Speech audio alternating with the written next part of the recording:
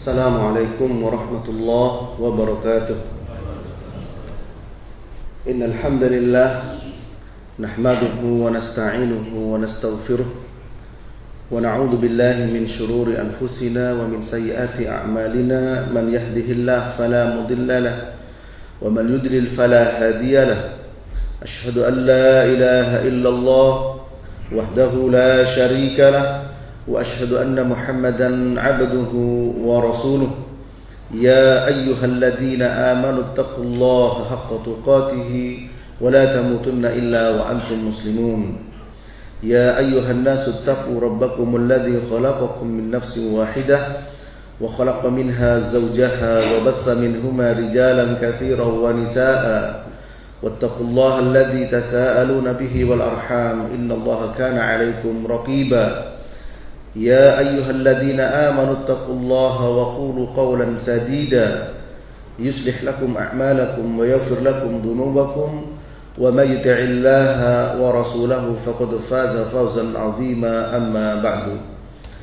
Bapak-bapak, ibu-ibu, saudara sekalian yang dimuliakan Allah Subhanahu wa taala, senantiasa kita selalu bersyukur kepada Allah atas segala nikmat yang Allah berikan kepada kita sekalian. Nikmat iman, nikmat Islam. Dan ada dua nikmat banyak manusia yang tertipu dengan keduanya. Sebagaimana hadis dari sahabat Abdullah bin Abbas radhiyallahu ta'ala anhuma, Nabi bersabda sallallahu alaihi wasallam, "Ni'matani maghbunun fihima katsirun minan nas, as-sihha wal faragh." Rawahu al-Bukhari. Ada dua nikmat banyak manusia yang tertipu dengan keduanya, yaitu nikmat sehat dan nikmat waktu luang. Selagi kaki kita barangkali masih bisa digunakan untuk menendang bola, dipakai untuk berjalan ke sana kemari, tentu lebih pantas untuk selalu senantiasa kita perhatikan banyak melangkah menuju ke masjid, karena langkah satu dan yang lainnya akan menghapus dosa dan mengangkat derajat. Sebagaimana Nabi bersabda, "Ala adullukum ma yamhullahu bihil khataya wa yarfa'u bihi darajat." Qalu bala ya Rasulullah. Isbagul wudu 'ala al-makarih wa kasratul khutta ila al-masajid wa intidharus shalah ba'da as-shalah fadzalikumur ribat fadzalikumur ribat. Rawahu Ahmad wa Muslim. Nabi bersabda sallallahu alaihi wasallam, "Maukah aku tunjukkan kepada kalian satu perkara yang bisa mengangkat derajat dan bisa menghapus kesalahan?" Para sahabat kemudian menjawabnya, para jemaah, qalu bala ya Rasulullah. Mereka mengatakan, tentu saja ya Rasul. Kemudian beliau katakan, isbagul wudu 'alal makarih. Sempurnakan wudu meskipun dalam keadaan yang tidak menyenangkan. Seorang tabi'in mengatakan, yaitu Ibnu Syihab Az-Zuhri, menyempurnakan wudu maksudnya adalah 3 kali. Sebab boleh wudu sekali, muka sekali. 3 kali, kecuali mengusap kepala. Kemudian wa kasratul khutta ilal masajid, memperbanyak melangkah menuju masjid. Bukan untuk jogging, tapi untuk salat berjamaah. Dan menunggu salat setelah salat. Fadzalikumur ribat, itulah ribat. Menunggu salat setelah salat, seperti habis salat tahiyatul masjid dan salat rawatib, kemudian menunggu salat wajib, itu sama dengan menunggu salat di antara salat. Ba'dal maghrib sampai isya ada majelis ilmu, itu sama dengan juga menunggu salat setelah salat. Itu sama dengan ribat. Ribat itu para jemaah seperti menjaga di perbatasan perang, yang pahalanya sangat besar. Para jemaah yang dimuliakan Allah, pada kesempatan ini kita akan bahas yaitu satu tema pentingnya istighfar.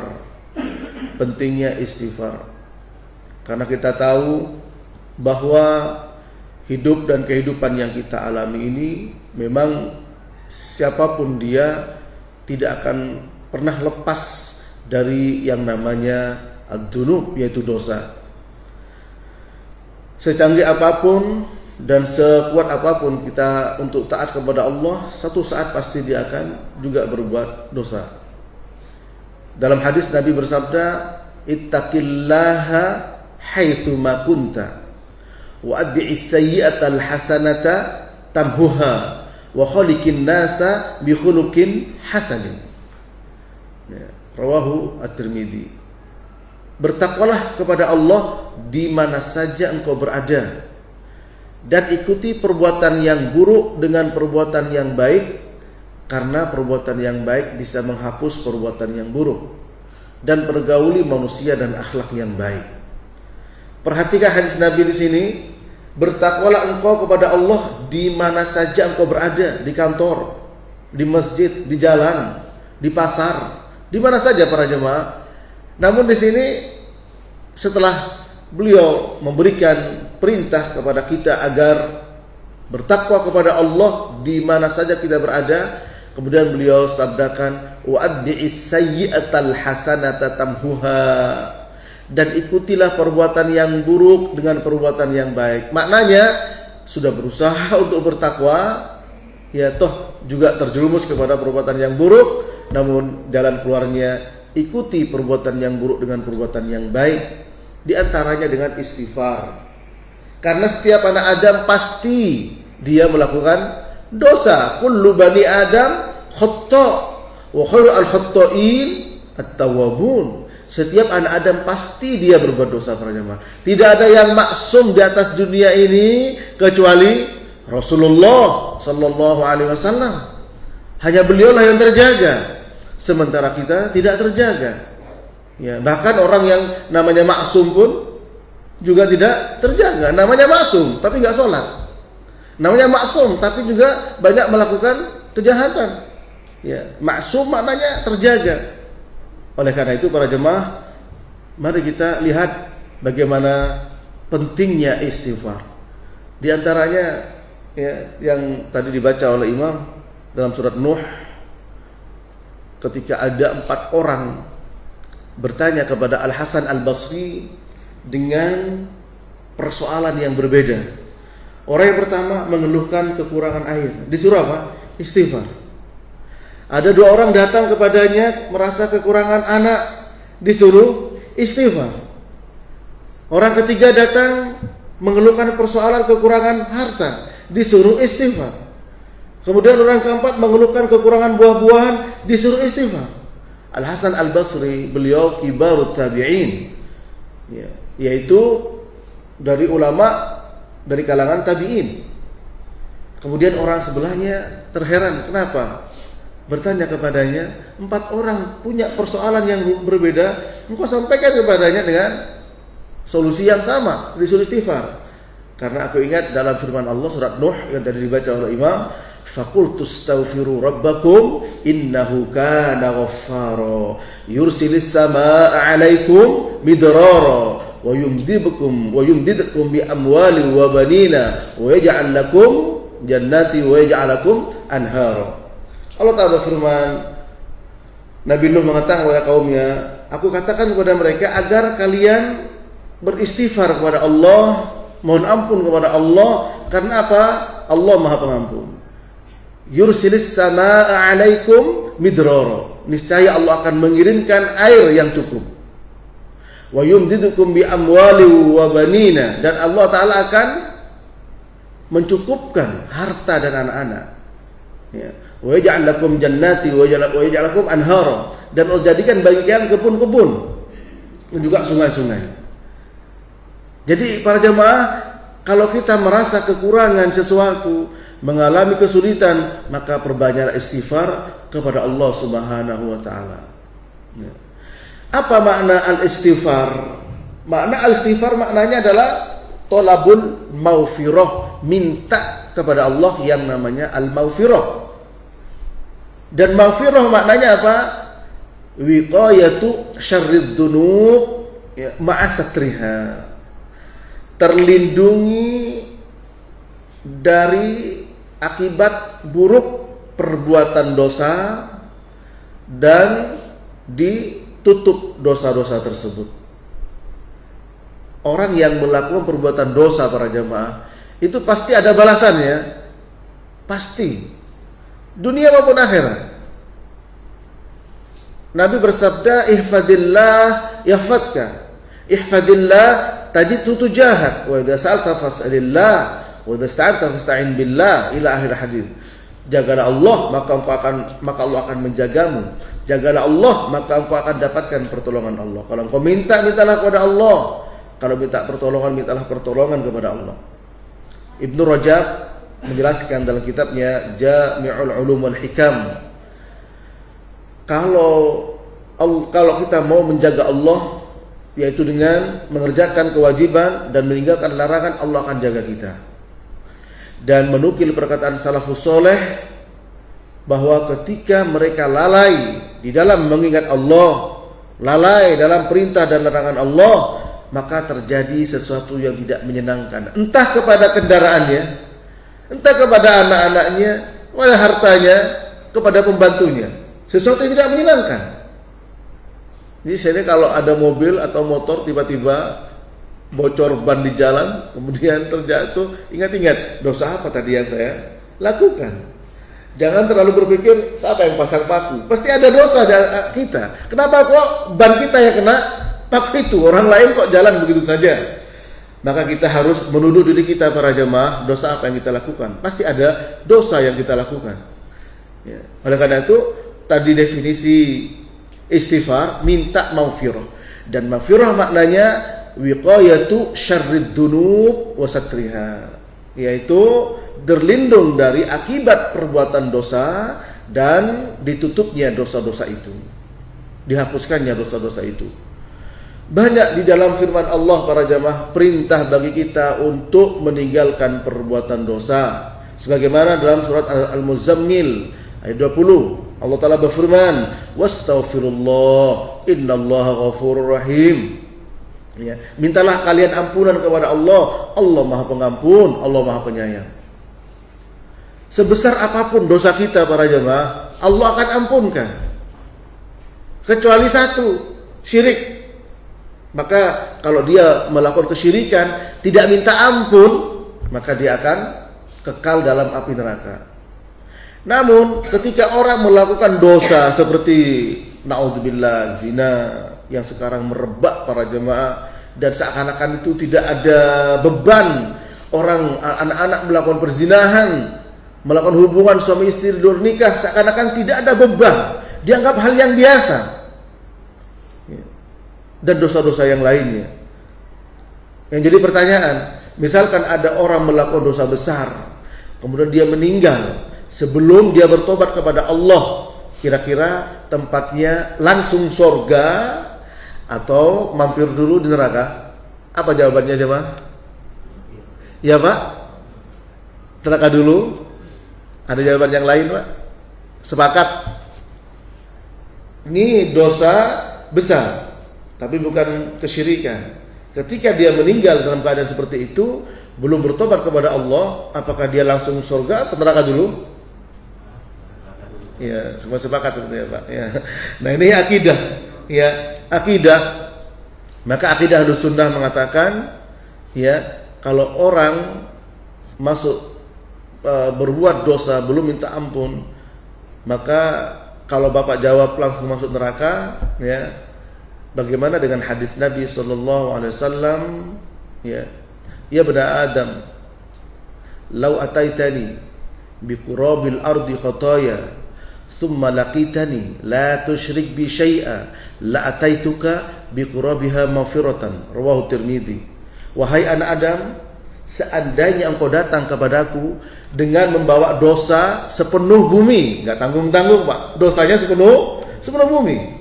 Ya, ini hadis qudsi. Nabi bersabda, Allah Ta'ala berfirman, seandainya kau datang kepadaku dengan membawa dosa sepenuh bumi, namun kau datang kepadaku dengan tidak menyekutukan aku, maka aku akan datang kepada engkau dengan membawa ampunan sepenuh bumi. Maknanya, meskipun dia belum minta ampun, selama dia tidak melakukan kesyirikan, tidak menyekutukan Allah, tidak minta kepada selain Allah, tidak datang kepada dukun, tidak minta kepada kuburan, tidak minta kepada selain Allah. Wa idza sa'alta fas'alillah. Kalau kau minta kepada Allah, maka dosa sebesar apapun Allah akan berikan kepadanya ampunan. Maka kalau orang itu belum bertobat dari dosa besar, selama tidak menyekutukan Allah, tempatnya langsung neraka atau surga, Pak? Dari hadis ini, Pak. Sudah berubah jawabannya. Ini akidah.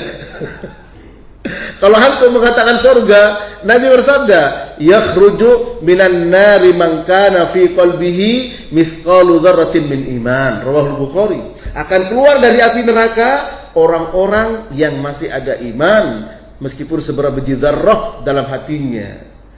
Berarti orang tersebut gak mungkin keluar dari neraka kecuali masuk duluan. Artinya perbuatan dosa. Ya, kalau antum mengatakan surga, ini masuk neraka. Apakah ini bertentangan satu dengan yang lain? Tidak. Tidak pernah hadis sahih bertentangan. Apalagi ayat. Ya, afala yatadabbaruna al-Qur'an. Walau kana min indillahi ya lawajadu fihi tilafan katsira. Apakah mereka tidak mentadabur Al-Qur'an? Seandainya Quran itu datang dari selain dari Allah, maka akan melihat perselisihan yang sangat banyak. Tidak bertentangan para jemaah. Apa akidah Ahlussunnah bagi orang yang berbuat dosa besar? Maka kata Allah dalam surat An-Nisa 115, Allah Ta'ala berfirman, ya, 115 atau 116, tolong dicek lagi nanti. Innallaha la yaghfiru ayyushraka bihi wa yaghfiru ma duna dzalika liman yasha. Sesungguhnya Allah tidak akan mengampuni orang-orang yang mati dalam keadaan menyekutukan Allah dan mengampuni dosa selain itu bagi siapa yang dikehendaki. Nah, ini kuncinya. Yaitu apa? Akidah Ahlussunnah mengatakan kalau orang melakukan dosa besar, dia belum minta ampun, ya, lalu meninggal selama dosanya bukan kesyirikan, bukan menyekutukan Allah, maka apa? Tahta masyiatillah, dia berada di bawah kehendak Allah. Kalau Allah menghendaki diampuni, ya, maka dia masuk surga dengan rahmat Allah. Kalau Allah berkehendak, dia dimasukkan neraka dengan keadilan Allah dan tidak kekal dalam api neraka selama dia bertauhid. Namun jangan sampai kita berpikiran kan tidak kekal, toh nanti juga keluar. Paling ringan siksa neraka itu para jemaah, diletakkan batu di bawah kaki, dalam riwayat sendal di bawah kaki, yang namanya otak ini mendidih, itu yang paling ringan. Sehingga kita jangan sampai mengatakan kalau neraka diciptakan, kalau semuanya berbuat baik, siapa yang mau nempati neraka? Ada juga yang sampai berani seperti itu. Neraka diciptakan harus ada penghuninya, kalau semuanya masuk surga, siapa yang mau nempati neraka? Ada, Pak, yang sampai menyatakan begitu dengan terang-terangan. Waliyadzubillah.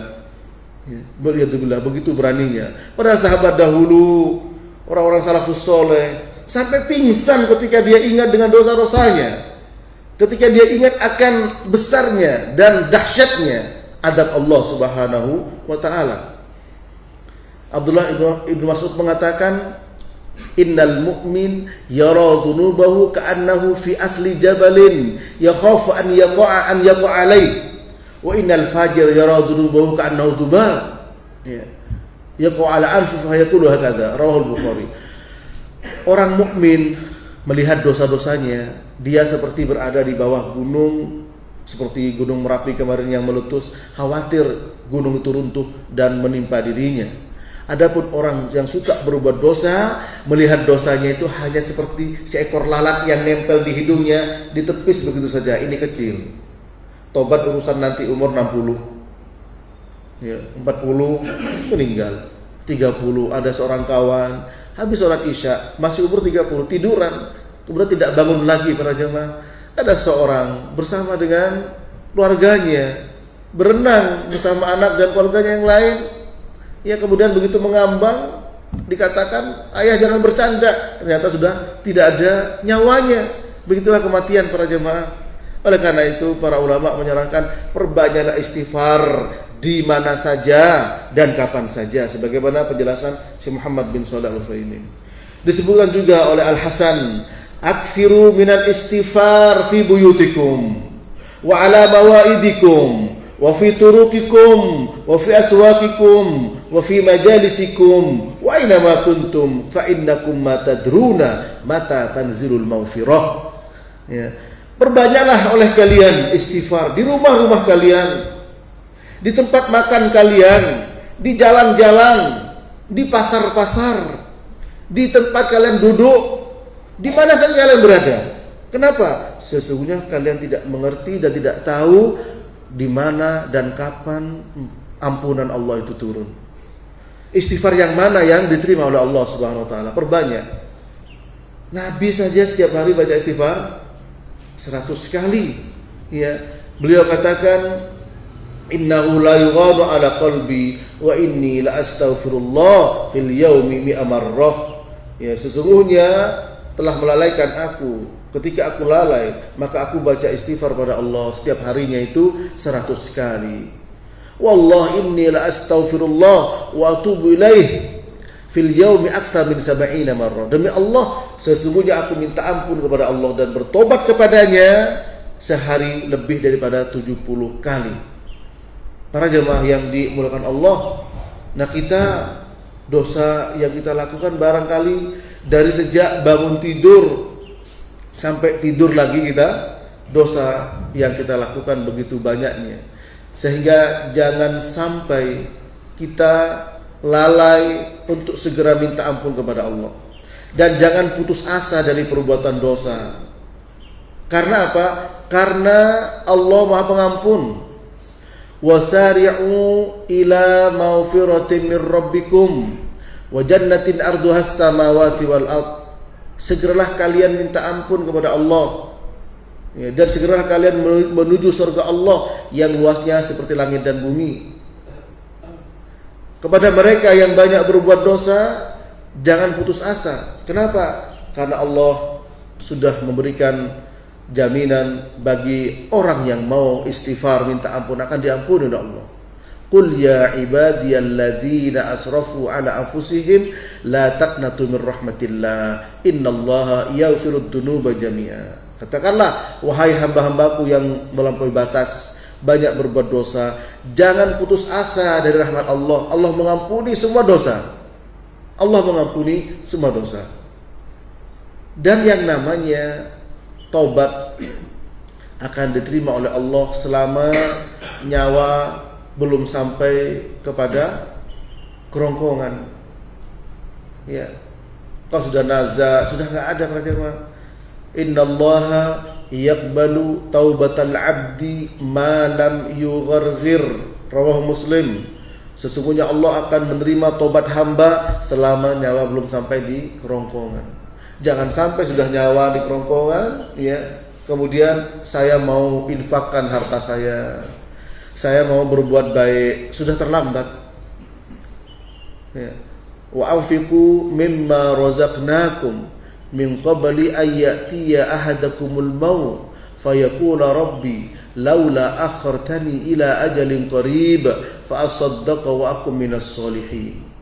Infakkanlah sebagian harta yang kami berikan kepada kalian, kata Allah. Bukan semuanya, sebagian. Sebelum datang kepada seorang di antara kalian yang namanya kematian. Lalu orang itu mengatakan, ya Allah, ya, akhirkan kematian saya akan bersedekah dan saya akan menjadi orang yang soleh. Maka semuanya terlambat para jemaah. Jangan kita remehkan yang namanya istighfar. Jangan kita remehkan yang namanya perbuatan baik sekecil apapun. Karena sudah dikatakan Nabi tadi, wa atbi'is sayyi'atal hasanata tamhuha wa khaliqin nas bi khuluqin hasan. Ya. Ikuti perbuatan yang buruk dengan perbuatan yang baik, karena itu bisa menghapus. Dan yang namanya perbuatan dosa itu akan mematikan hati kita, akan membuat hati kita lemah, bahkan bisa mati. Abdullah ibn Mubarak mengatakan, ra'aitu dunuba tumitul quluba, bahwa aku melihat perbuatan dosa itu bisa mematikan hati. Wa qad yurithu dhulla itmanuha, dan mewarisi kehinaan bagi pecandu perbuatan dosa. Wa tarku dhunubi hayatul qulubi, meninggalkan perbuatan dosa merupakan kehidupan bagi hati. Wa khairun li nafsika isyanuha, dan lebih baik bagimu untuk tidak mengindahkan perbuatan dosa. Nah, ini para jemaah. Dan Sekarang ini yang namanya perbuatan dosa itu nggak perlu dicari, Pak. Sudah masuk ke kolong tempat tidur kita, ke kamar kita sudah masuk. Peluang untuk berbuat dosa asal mau, hanya tinggal dengan 2 jari jemari, ya pencet handphonenya sudah keluar apa yang diinginkan. Oleh karena itu kita sebagai orang tua sayang kepada anak-anak benar, tapi hati-hatilah. Pada zaman sekarang anak-anak sudah anak 2 SD, Pak. Ini fakta, ini nyata. Anak kelas 2 SD bisa nonton bareng film-film yang gak karuan. Film-film porno. Anak kelas 2 SD. Ini zamannya para jemaah. Ya, ketahuan sama guru-gurunya. Bawa gambar-gambar. Ternyata apa? Dia ngambil punya omnya. Ajak teman-temannya nonton. Nah, ini para jemaah yang dimuliakan Allah, ya. Maka hati-hati dengan anak-anak kita, dengan teman-temannya. Karena kita akan bertanggung jawab di hadapan Allah atas anak-anak kita. Kita akan dikatakan ad-dayyus, yaitu tidak memiliki kecemburuan ketika anak-anak istri kita melakukan perbuatan dosa. Dan diancam oleh Nabi, "Thalathun la yadkhulunal jannah wa la yanzurullahu ilaihim yaumal qiyamah al-aqu walidayh wal mar'atul mutarajjilatul mutasyabihatu birrijal wad dayyus." 3 orang tidak masuk surga dan tidak dilihat oleh Allah dengan pandangan rahmat di hari kiamat. Yang pertama, anak durhaka pada orang tua. Yang kedua, wanita yang menyerupai laki-laki. Dan yang ketiga, ad-dayyus. Siapa dia? Alladzi la yugharu ala ahli, kepala rumah tangga yang tidak memiliki kecemburuan agama kepada keluarganya, para jemaah. Memang kita sudah memberikan nafkah, fasilitas hidup untuk anak istri. Itu kewajiban kita, para jemaah. Pahala kalau kita ikhlas dalam memberikannya. Tapi ingat, tentu tidak cukup dengan itu. Kemudian kebablasan. Banyak mereka menggunakan fasilitas yang disediakan oleh orang tuanya untuk apa? Untuk perbuatan dosa, untuk perbuatan maksiat. Maka kita akan bertanggung jawab semuanya kalau kita tahu kemudian kita biarkan dan tidak ada upaya untuk mencegah. Lebih-lebih pada zaman sekarang ini mungkin sudah dikatakan telah datang zamannya. Telah datang zamannya. Semua terjadi, para jemaah. Semua terjadi. Anak durhaka pada orang tuanya. Bahkan seorang ayah mati di tangan anaknya, seorang ibu mati di tangan anaknya, seorang istri yang setiap hari kalau butuh dia gauli. Barangkali Bapak baru masih ingat kejadian yang beberapa lalu di Bekasi, di Tol Cikampek, ditemukan tangan sana, potongan tangan, di sana potongan kaki, Pak. Ternyata setelah dikumpulin seorang wanita, ternyata siapa pelakunya? Suaminya, para jemaah. Subhanallah, telah datang zamannya. Telah datang zamannya. Dulu di Jakarta pernah dipeceli, ke bahasa Jawanya, dicincang seorang laki-laki, seorang security. Siapa pelakunya? Ternyata istrinya, para jemaah. Dibuang di kali di sana sini. Terjadi semua, para jemaah. Tentu kita akan teriak untuk mengatakan tidak 1000 kali terjadi pada keluarga kita. Namun tentunya harus ada upaya. Dekatlah kepada Allah Subhanahu wa taala. Banyaklah istighfar, sayangi istri dengan baik, sayangi anak-anak kita dengan baik. Caranya bagaimana? Tidak ada jalan lain kecuali kembali kepada Allah. Tidak ada jalan lain kecuali kembali ke masjid. Kembali duduk di masjid, para jemaah. Adakan majelis ilmu yang bisa menggetarkan hati kita bagaimana kita mendekat kepada Allah. Karena Allah dan Rasulullah sudah memberikan jalan. Semuanya sudah disampaikan. Ma baqiya syai'un yuqarribu minal jannah wa yubaidu 'anil nar illa wa qad buyyina lakum. Rawahu Tabrani. Tidak tersisa sedikit pun segala sesuatu yang mendekatkan ke surga dan menjauhkan dari neraka kecuali semuanya sudah disampaikan. Mari kita perbanyak istighfar dalam menghadapi persoalan. Pernah ada kejadian seorang kawan menikah 4 tahun sampai 5 tahun belum diberi keturunan. Saya ingat dengan nasihat Al-Hasan Al-Basri, seorang ulama besar dari kalangan tabi'in. Saya sampaikan, coba ini nasihat Al-Hasan Al-Basri, bukan dari saya. Al-Hasan Al-Basri mengatakan, ketika ada orang mengeluhkan kekurangan anak disuruh istighfar. Ada orang mengeluhkan kekurangan harta disuruh istighfar. Ada orang mengeluhkan kekurangan air, kekurangan buah-buahan, disuruh istighfar. dilakukan oleh kawan tersebut bersama istrinya. Sebulan, ya dia sudah berupaya sebelumnya kemana-mana. Sebulan datang, alhamdulillah, qadarullah, ya istrinya hamil dan sampai sekarang melahirkan, alhamdulillah diberikan kesehatan. Ya, janji Allah Subhanahu wa taala. Oleh karena itu para jemaah, perbanyaklah bagi kita untuk memohon ampun kepada Allah. Qatadah mengatakan, inna hadzal Qur'an yadullukum ala da'ikum wa dawaikum, fa amma da'ukum fad-dunub wa amma dawaukum fal istighfar. Sesungguhnya Quran ini telah menunjukkan kepada kalian penyakit kalian dan obatnya. Adapun penyakit kalian adalah dosa-dosa, dan adapun obatnya adalah istighfar. Astaghfirullah, astaghfirullah, astaghfirullah wa atubu ilaih. Atau baca Sayyidul Istighfar, Allahumma anta rabbi la ilaha illa anta khalaqtani wa ana abduka wa ana ala ahdika wa wa'dika mastata'tu wa a'udzubika min syarri ma sana'tu abu'u laka bi ni'matika alayya wa abu'u bi dzambi faghfirli fa innahu la yaghfiru dzunuba illa anta. Minta ampun kepada Allah Subhanahu wa taala.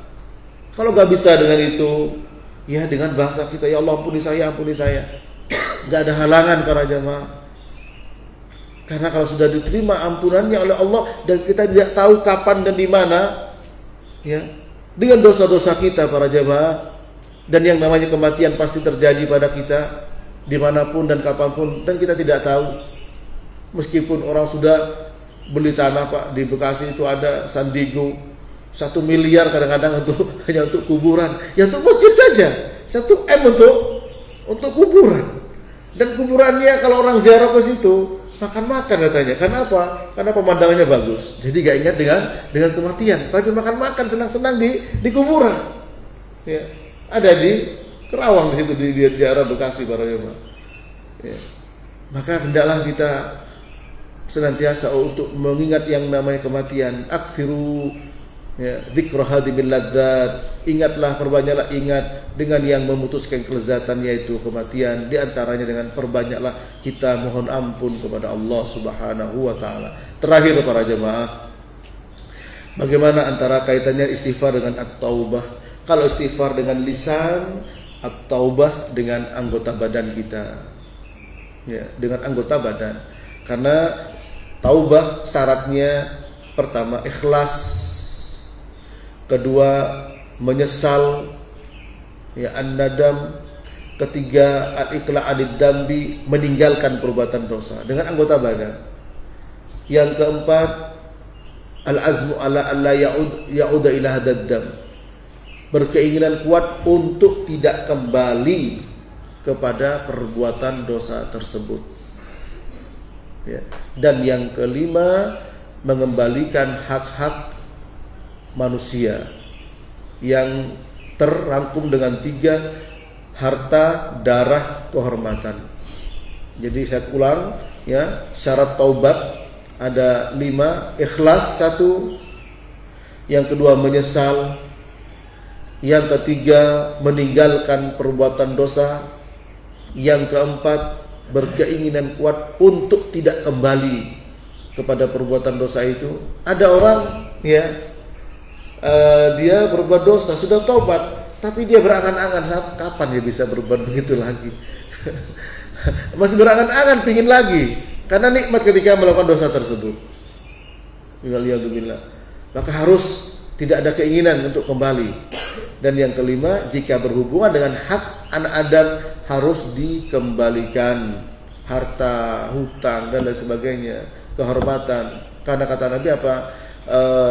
Man kana madlamatun li akhihi falyatahallalha minhu. Orang yang punya kedoliman pada saudaranya hendaklah minta dihalalkan, minta dimaafkan. Ya. Dulu Pak Ustadz saya suka curi mangganya orang waktu masih sekolah SMA. Gimana cara minta maafnya? Orangnya udah nggak ada, nggak tahu entah di mana. Caranya adalah mohon ampun kepada Allah dan mohonkan ampun untuk orang tersebut. Ya. Tapi kalau punya utang sama orang 100 juta, ya nggak cukup minta ampun pada Allah, harus kembalikan. Kalau orangnya nggak ada, cari ahli warisnya. Kalau memang sudah nggak ketemu sama sekali, disedekahkan yang pahalanya ditujukan kepada orang tersebut. Ya. Demikian para jemaah, semoga bermanfaat. Waktu sudah menghampir jam 6. Barangkali sampai di sini. Kalau ada pertanyaan, tanya jawab, silakan. Iya, silakan, Pak. Waalaikumsalam warahmatullahi wabarakatuh. Terkait dengan kemaksiatan yang ada, ya. Bagaimana peranan amar ma'ruf nahi munkar Iya. selain istighfar? Iya, Pak. Bagaimana peranan al-amru bil ma'ruf wan nahyi 'anil munkar terhadap perbuatan atau maksiat yang merajalela di tempat-tempat kita. Nabi bersabda sallallahu alaihi wasallam, "Man ra'a minkum munkaron fal yughayyirhu bi yadihi, fa in lam yastati' fa bi lisanihi, wa in lam yastati' fa bi qalbi, fadzalika ad'aful iman." Kalau kalian melihat kemungkaran dengan tangannya, dengan matanya, melihat kemungkaran, rubah dengan tangan. Rubah dengan kekuasaan, dengan kekuatan. Kalau gak mampu, dengan lisan. Kalau gak mampu lagi, dengan hati. Dan itu selemah-lemahnya iman. Ada misalkan di depan rumah kita orang minum minuman keras, langsung main tempeleng. Datang 10 orang meroyok kita, nggak boleh. Ya, jadi ada kaidahnya. Kaidahnya mana? Ketika kemungkaran dirubah, menimbulkan kemungkaran lebih besar, hukumnya adalah haram. Ya, sebagaimana penjelasan Syekhul Islam dalam kitabnya Majmu' al-Fatawa. Ya, dan sangat terkenal hadis tentang seorang badui, orang kampung yang kencing di masjid. Orang kencing di masjid, Pak. Coba ada masuk ke masjid Jabal Su'ada di sini, orang kencing, kira-kira apa yang terjadi? Pasti akan digebuk bareng-bareng. Ini juga demikian. Ketika ada orang kencing, sahabat mau memukul orang itu, tapi Nabi melarang. Jangan. Teruskan kamu kencing, teruskan. Karena dilihat ini orang badui, Pak, orang gunung. Disuruh terus kencing, selesaikan kencingnya. Setelah kencing selesai, baru Nabi minta air disiram. Ya, setelah disiram baru jelaskan, ini masjid bukan untuk kencing, tapi untuk baca Quran, untuk zikir kepada Allah. Langsung orangnya apa? Langsung masuk ke hatinya. Langsung angkat tangannya, Allahumma arhamna wa Muhammad wa la tarhamna ma'ana hadan. Ya Allah, sayangi aku dan Muhammad saja, jangan yang lain. Tadi mau mukul saya itu. Langsung terkena dengan dakwah Nabi. Ya. Nah, dari sini para ulama memberikan penjelasan. Seandainya orang tersebut ketika kencing itu dilerai, dicegah, maka ada dua kemungkinan. Pertama, melawan dalam keadaan kencing.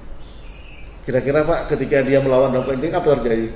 Kencingnya akan kena orang yang melerai tadi.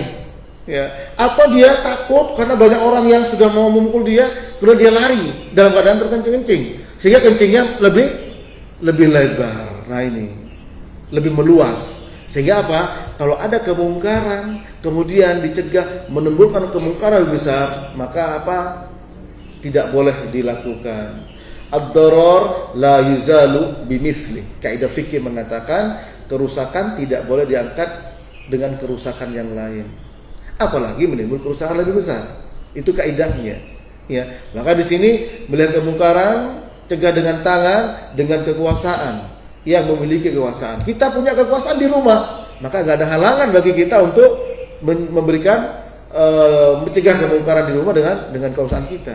Maka kalau di tempat-tempat yang lebih luas lagi tentu adalah harus koordinasi dengan Pak RT, dengan Pak RW, ya, kemudian dengan aparat-aparat setempat. Sehingga apa? Kalau kemungkaran dilakukan, maaf ya, hanya oleh kekuatan-kekuatan tertentu, maka ternyata di sana juga ada kekuatan yang lain. Kalau kekuatan berhadapan dengan kekuatan massa, yang ada bukan amar ma'ruf munkar, tapi ada kekacauan. Ya, yang ada kekacauan, maka tetap dilakukan yang namanya al-amru bil ma'ruf wan nahyi 'anil munkar. Kemudian kata Syekhul Islam Ibnu Taimiyah dalam kitabnya Majmu' Fatawa, kalau di satu tempat itu lebih banyak kemungkaran dominan, maka yang harus perhatikan yaitu amar ma'rufnya. Kalau amar ma'ruf mungkin enggak terlalu banyak risiko, Pak. Ngajak orang sholat dengan cara yang baik, paling dia enggak mau. Tapi kalau mencegah orang sedang minum minuman keras, bisa berantem kan gitu. Ya, sehingga kalau di suatu tempat terlalu banyak kemungkaran mendominasi dan sudah terbiasa, maka yang disuruh ya bagi kita adalah mengajak kepada kebaikan dulu, kepada kebaikan. Ya. Demikian. Allahu a'lam. Ada lagi Pak pertanyaan? Sebentar Pak, boleh izin dulu? Silakan Pak. Waalaikumsalam warahmatullahi wabarakatuh. Dengan istighfar atau taubat tadi Ustaz, Iya Pak. hubungannya dengan kelengkapan istighfar atau taubat itu dengan syariat pelaksanaan? Misalkan kalau korupsi atau mencuri, Iya Pak. Iya. selain istighfar dia Iya. potong tangan. Iya, Zina iya, dengan iya. Rajam. Iya. Iya Pak, iya. Jadi bagaimana kaitannya dengan hukuman hudud, had bagi orang yang berzina dengan rajam? Ya, orang yang mencuri wasariqatu wasariqatu faqta'u aydiyahuma. Orang mencuri laki perempuan potong kedua tangannya. Nah, bagaimana kaitannya kalau orang itu tertangkap basah melakukan perbuatan zina dengan 4 orang saksi, ya, maka dia dirajam, ya. Walladzina yarmuna al-muhsanat wa lam ya'tu bi 4 syuhada fajliduhum 80 jaldah. Orang yang menuduh orang berzina tapi tidak bawa 4 saksi dipencut 80 kali. Nah, ketika sudah ada 4 saksi diangkat ke penguasa, ya, maka tidak boleh ditarik lagi, harus dijalankan. Dan yang menjalankan hukuman potong tangan, kemudian yang menjalankan rajam itu bukan Pak DKM, bukan Dewan Kemakmuran Masjid, tapi yang menjalankan harus penguasa, harus pemerintah. Yang dimaksud pemerintah yang memiliki kekuasaan teritorial. Nah, pemerintah tidak menjalankan, maka kita tidak boleh menjalankan sendiri. Dan tentu adalah dosa ditanggung oleh penguasa. Maka di sini berat jadi penguasa. Di mana orang berebut untuk menjadi penguasa, betul berat betul. Kalau dulu dapat kekuasaan, dia mengatakan inna lillahi wa inna ilaihi raji'un, karena berat tanggung jawabnya di hadapan Allah. Banyak orang yang menawarkan dirinya untuk berkuasa sama dengan menawarkan lehernya untuk disembelih dengan pisau yang tidak tajam. Hadis. Ya. Nah, oleh karena itu kalau memang tidak dijalankan, kita tidak boleh menjalankan sendiri. Dan kita seandainya terjadi begitu, ditutup, tidak boleh diungkap. Tidak boleh Pak, dosanya orang itu disebarkan kemana-mana. Nah, sekarang sudah biasa orang punya dosa di media disebarkan. Satu gak terima, balas dendam satunya, buka semua. Padahal Nabi bersabda apa? Man satara musliman satarahullah fid dunya wal akhirah. Barang siapa menutup dosanya orang akan ditutup aibnya dia dunia maupun di akhirat. Nah, bagaimana kaitannya? Kalau memang sudah tidak ditegakkan, dia harus istighfar dan tobat pada Allah Subhanahu wa taala. Tapi kalau dia ketahuan ada 4 saksi misalkan ketika berzina dan 4 saksi ini melaporkan, tidak boleh ditarik dan harus tegakkan. Dan hukuman tersebut sudah menjadi apa? Kafarah bagi dia. Kafarah sudah menghapus dosa dia.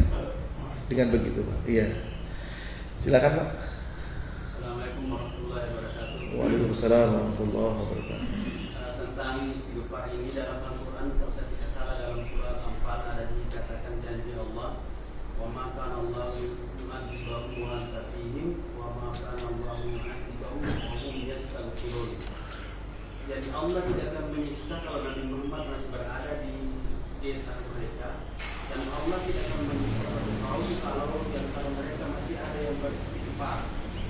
Nah, kemarin peristiwa Aceh tsunami itu, Iya, Pak. kayaknya susah kita mengatakan bahwa itu bukan siksaan gitu. Iya, Pak. Iya. Nah, bagaimana kaitannya dengan istighfar? Apakah memang di Aceh sudah tidak ada orang Istighfar, iya, Pak. Iya, iya, iya. Iya. Allah Subhanahu wa taala berfirman, "Walau kana ahlul qura," ya, walau kana ahlul qura amanu wattaqau la fatahna alaihim barakatin minas sama'i wal ardi walakin kadzabu fa akhadnahum bima kanu yaksibun. Seandainya suatu penduduk negeri itu beriman dan bertakwa kepada Allah, maka apa? Maka kami buka berkah dari langit dan bumi, tapi mereka mendustakan Allah, kami adab atas perbuatan mereka. Nah, sekarang perbuatan dosa yang dilakukan itu, ya, apakah semua, kalau berbahasa tadi dengan contoh Aceh, apakah semua berbuat dosa? Tentu tidak.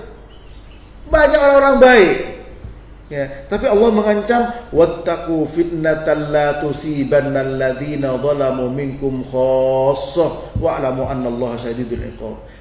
Takutlah kalian kepada bencana yang akibatnya tidak hanya menimpa kepada orang-orang yang berbuat zalim saja.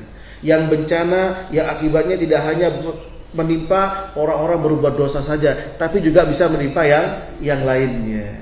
Nabi bersabda sallallahu alaihi wasallam, "Yaghzu jayshunil Ka'bah, fa idza kanu bi bayda' min al-ardi yukhsafu bi awwalihim wa akhirihim." Faqala ya Rasulullah, yukhsafu bi awwalihim wa akhirihim wa fihim aswaquhum wa ma laysa minhum. Faqala yukhsafu bi awwalihim wa akhirihim thumma yub'athuna ala niyatihi, muttafaqun alaih. Ada pasukan gajah yang mau menyerang Ka'bah. Ketika sampai di Bayda', di tanah lapang, sebelum sampai di Ka'bah, mereka sudah dihancurkan semua oleh Allah Ta'ala. Ini Abraha. Maka Aisyah bertanya, ya Rasulullah, semuanya dimusnahkan dari awal sampai akhir. Padahal di antara mereka ada orang yang tidak niat untuk menghancurkan Ka'bah. Di antara mereka ada mungkin orang jualan. Apa kata Nabi? Yukhsafu bi awwalihim wa akhirihim, semuanya dimusnahkan, tapi nanti dibangkitkan sesuai dengan niatnya. Maknanya meskipun dia ikut berbuat dosa, karena berada pada lingkungan tersebut, dia kena akibat dari perbuatan dosa yang lain. Namun tentu di hadapan Allah nanti berbeda, ya, dan itu akan menjadi pahala. Kenapa? Ma yusibul muslimin wasabin wala nasabin wala hammin wala ghammin wala hazanin wala adha hatta syaukatu syakuha illa ghafarallahu min khotoyahu, rawahu Muslim. Tidaklah menimpa seorang muslim dari keletihan, kecapean, kemudian penyakit, bencana, kesedihan, kegundahan, apa saja tidak menyenangkan, apa saja ada itu segala sesuatu tidak menyenangkan. Bahkan duri yang menusuk kakinya orang Islam akan menghapus dosa-dosa. Kemudian yang perlu kita ketahui, kalau kita mendapatkan bencana dari suatu peristiwa, ya, kalau kita husnudzon kepada Allah, maka itu menghapus dosa. Kenapa? Kata Nabi, idza aradallahu bi'abdihi al-khaira ajjala lahu al-uqubata fid dunya wa idza aradallahu bi'abdi asy-syarra amsaka bidambi thumma yuwafi bihi yaumal qiyamah, rawahu Tirmidzi. Kalau Allah menghendaki keburukan kepada hambanya, kalau Allah menghendaki kebaikan kepada hambanya, maka Allah segerakan akibat dosa dia di dunia. Kenapa? Bisa menghapus dosa. Dan kalau Allah menghendaki keburukan kepada seorang, maka dibiarkan dengan dosanya, tapi nanti dibalas dari kiamat. Enggak sholat, badannya tambah tambun. Ya, korupsi, kok dia bisa kesana kemari, lepas terus. Ya, rumahnya bertambah, enggak sholat. Ini apa? Ini berarti dikehendaki istidraj namanya, Pak. Istidraj. Ya, dibiarkan dengan dosa-dosanya. Maka jawabannya, bagaimana? Apakah semua sudah enggak ada orang istighfar? Tentu ada. Ya, tentu ada. Tapi karena berada di lingkungan yang banyak berbuat dosa, maka bisa kena bencana tadi. Coba kita lihat, misalkan salah seorang keluarga, satu keluarga terlibat kasus narkoba. Oh, siapa? Fulan. Oh, anaknya Fulan, bapaknya kena. Oh, adiknya Fulan, kakaknya kena. Oh, keponakan Fulan. Jadi yang enggak ikut-ikut itu semua kena getahnya. Itulah akibat dari perbuatan dosa. Kata Allah, wattaqu fitnatan la tusibannal ladzina zalamu minkum khassah. Takutlah kalian kepada bencana yang tidak hanya menimpa orang berbuat dosa saja, tapi juga kena yang lainnya. Ini pertama. Barangkali sampai di sini semoga bermanfaat. Kurang lebihnya saya minta maaf apabila ada kata-kata yang kurang berkenan. Semoga Allah Subhanahu wa taala memanggil kita dalam keadaan kita sudah bertobat atas dosa-dosa kita, dan semoga Allah Subhanahu wa taala mengampuni segala dosa yang kita lakukan, yang kalau kita mau menghitungnya terlalu banyak dosa-dosa yang kita lakukan. Wallahu a'lam bishawab. Wassallallahu ala nabiyyina Muhammadin wa ala alihi wa sahbihi wa sallam. Wa akhiru da'wana alhamdulillahi rabbil alamin. Subhanakallahumma wa bihamdik asyhadu an la ilaha illa anta astaghfiruka wa atubu ilaik. Wassalamu alaikum warahmatullahi wabarakatuh.